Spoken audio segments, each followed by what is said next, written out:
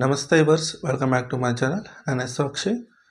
ಈ ವಿಡಿಯೋದಲ್ಲಿ ನಾವು ಸೆಕೆಂಡ್ PUC ಪಾರ್ಟ್ 2 ಟೆಕ್ಸ್ಟ್ ಬುಕ್ಕಲ್ಲಿ ಚಾಪ್ಟರ್ 7 ಇಂಟಿಗ್ರಲ್ಸ್, ಅದರಲ್ಲಿ ಎಕ್ಸಸೈಸ್ 7.1, ಅದರಲ್ಲಿ ಎಕ್ಸಸೈಸ್ 6th 11th ಪ್ರಾಬ್ಲಮ್ಸ್ ಏನಿದೆಯೋ ಅದನ್ನು ಡಿಸ್ಕಸ್ ಮಾಡ್ತಾ ಇದ್ದೀನಿ ಈ ವಿಡಿಯೋದಲ್ಲಿ. ಓಕೆ, ಫಸ್ಟ್ 6th ಕ್ವಶನ್ ನೋಡಿ. 6th ಕ್ವಶನ್ ನಮಗೇನು ಕೊಟ್ಟಿದ್ದಾರೆ?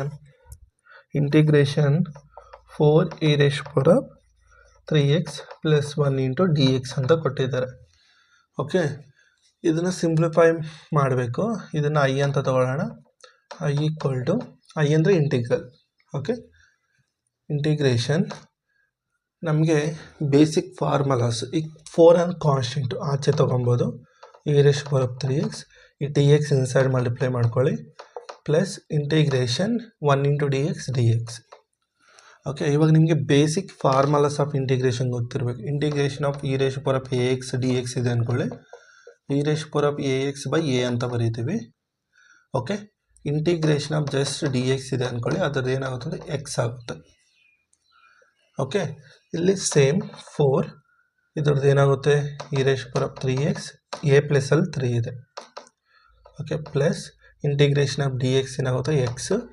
ಫೈನಲ್ ಆಗಿ ಕಾನ್ಸ್ಟೆಂಟ್ಸ್ ತೊಗೊಬೇಕು. ಇದು ಇಂಡೆಫಿನಿಟ್ ಇಂಟಿಗ್ರೇಷನು. ಅದರಿಂದ ಕಂಪಲ್ಸರಿ ನೀವು ಸಿ ಅನ್ನೋದು ತೊಗೊಬೇಕು. ಸಿ ಅನ್ನೋದೇನು? ಕಾನ್ಸ್ಟೆಂಟ್.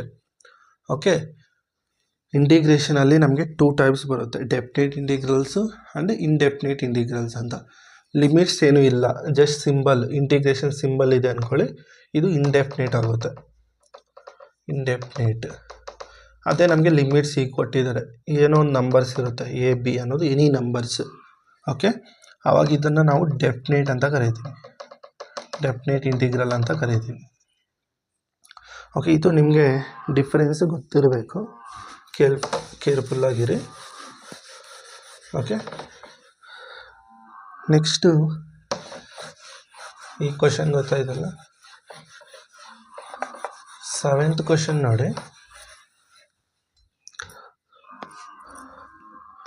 7th ಅಲ್ಲಿ integration x² 1 - 1/x² dx.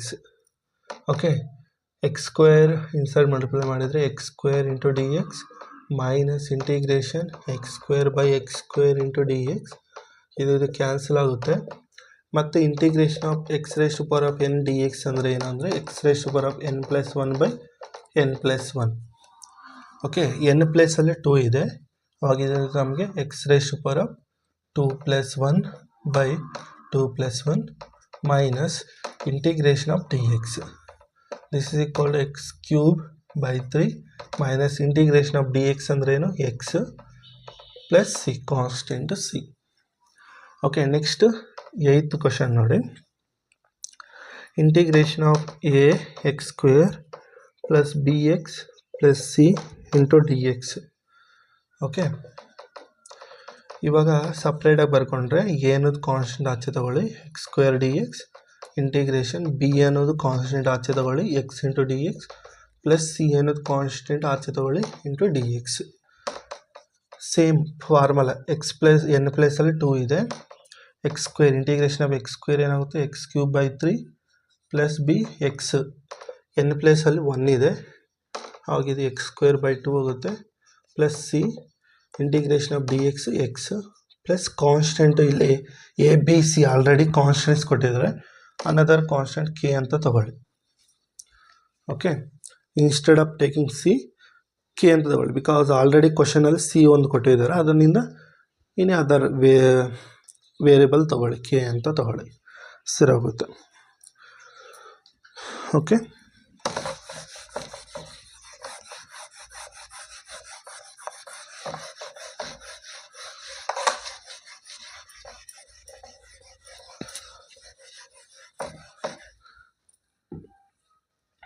Okay, next 9th question ನೋಡಿ. 9th question I = integration 2x² + e⁻x × dx ಕೊಟ್ಟಿದ್ದಾರೆ. ಓಕೆ, 2 ಅನ್ನೋದು ಕಾನ್ಸ್ಟೆಂಟ್ ಆಚೆ ತಗೊಳ್ಳಿ, x² × dx plus integration e⁻x × dx. 2 x square ಎನ್ ಪ್ಲಸಲ್ಲಿ 2 ಇದೆ, ಫಾರ್ಮಲ್ ಅಪ್ಲೈ ಮಾಡಿದರೆ ಇದು x³/3 ಬರುತ್ತೆ, ಪ್ಲಸ್ e⁻⁴x ಎ ಪ್ಲೇಸಲ್ಲಿ 1 ಇದೆ, ಜಸ್ಟ್ e⁻⁴x ಬರುತ್ತೆ, ಪ್ಲಸ್ ಕಾನ್ಸ್ಟೆಂಟ್ ಸಿ. ಓಕೆ, ಇದು ನಮಗೆ ರಿಕ್ವೈರ್ಡ್ ಆನ್ಸರ್ ಆಗುತ್ತೆ. ಇನ್ನು 10th ಕ್ವಶನ್ ನೋಡಿ. Integration √x minus 1/√x whole square ಇದೆ ಇಂಟು dx. ಓಕೆ, ಇವಾಗ ಇದು ನಮಗೆ a-b ಫಾರ್ಮೇಟಲ್ಲಿದೆ.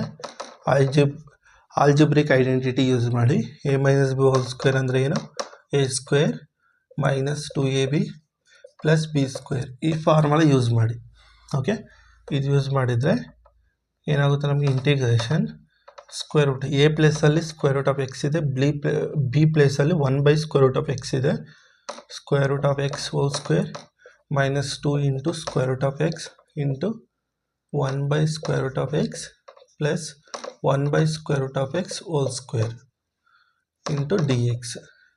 This is equal to √2 and square get cancel, we get x, ಇಲ್ಲಿ √x ಕ್ಯಾನ್ಸಲ್ ಆಗುತ್ತೆ, -2 ಪ್ಲಸ್ ಇದು ನಮಗೆ 1/x, okay, into dx. Okay, this is equal to integration of x into dx minus 2 ಅನ್ನೋದು constant, integration dx plus integration 1/x dx. Okay, ನಿಮಗೆ ಗೊತ್ತಿರಲಿ, integration of 1/x ಅಂದರೆ dx equal to ln of x ಅಂತ ಬರೀತೀವಿ, ln of mod x ಅಂತ ಬರೀತೀವಿ. Okay, ಈ formula apply ಮಾಡಿದರೆ ಇದನ್ನು ಎರೇಸ್ ಮಾಡ್ತೀನಿ ನೋಡಿ. ಇಂಟಿಗ್ರೇಷನ್ ಆಫ್ x ಏನಾಗುತ್ತೆ ನಮಗೆ, x²/2, okay, minus 2x, okay, plus ln of mod x plus constant C ಆಗುತ್ತೆ. ಇದು ನಮಗೆ ರಿಕ್ವೈರ್ಡ್ ಆನ್ಸರ್ ಆಗುತ್ತೆ.